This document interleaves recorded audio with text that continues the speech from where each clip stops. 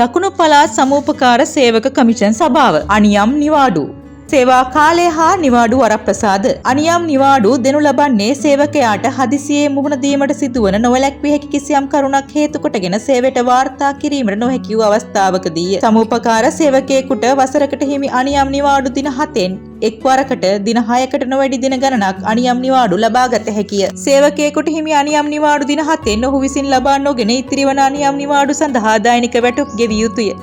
මෙසේ ඉතිරිවන අනියම් නිවාඩු ඊළඟ වර්ෂයේදී ලබා ගැනීමට හෝ හිලව් කිරීමට නොහැක. මුල් පත්වීම ලැබූ සේවකයෙකුට සේවයට බැඳුණු වර්ෂයේදී මාස 2කට එක බැගින් වනසේ පමණක් අනියම් නිවාඩු ලබා ගත හැකිය. ඉතා විශේෂ අවස්ථාවකදී හැර මෙම නිවාඩු වාර්ෂික නිවාඩුවක් සමග හෝ අඩවැටුප් කාලයත් සමග හෝ එකතු කර හෝ හිලව් කර අනුමත නොකිරීමට අදාළ බලධාරියා වග බලා ගත යුතුය. වාර්ෂික නිවාඩු අසනීපයක් හේතුවෙන් දින 2කට වැඩි කාලයක් සේවයට පැමිණීමට නොහැකි වන අවස්ථාවලදී එකී අසනීපයට ප්‍රතිකාර කළ රජයේ හෝ ලියාපදිංචි වෛද්‍ය නිලධාරියෙකුගෙන් ලබාගත් වෛද්‍ය සහතිකයක් මත මෙම වාර්ෂික නිවාඩු ලබා ගත හැකිය. තමාට හිමි වාර්ෂික නිවාඩු ඉක්මවීමෙන් පසුව අනුගාමී පෙර වර්ෂ 2ක ඉතිරිව ඇති වාර්ෂික නිවාඩු රජයේ වෛද්‍ය නිලධාරියෙකුගෙන් ලබාගත් වෛද්‍ය සහතිකයක් මත ලබා ගත හැකිය. ඊට සඳහන් පරිදි වෛද්‍ය සහතිකයක් මත අනුමත කරන ලද පෙර වර්ෂවල ඉතිරි වාර්ෂික නිවාඩු වැටුප් සහිත නිවාඩු ලෙස සැලකිය යුතුය.